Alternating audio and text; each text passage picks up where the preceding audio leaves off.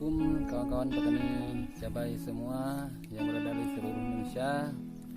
Hari ini ketemu lagi dengan saya di kebun milik saya sendiri di lahan CMK akar.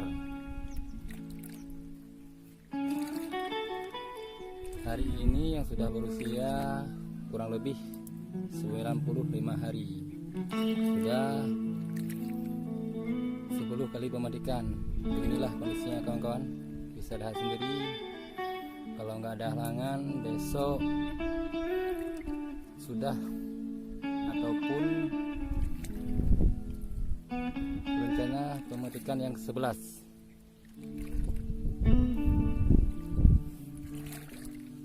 Sekarang lagi pengairan kawan-kawan.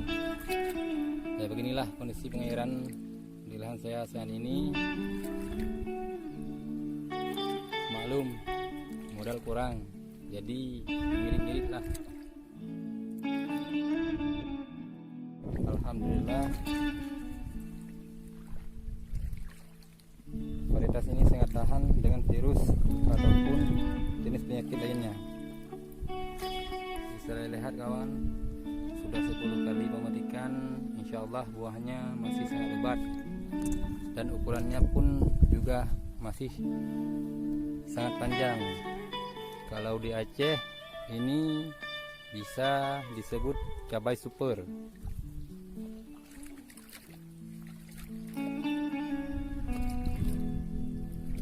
Oh ya, mengenai batang ataupun tanaman di lahan saya ini kurang lebih 1200 pohon CMK akar.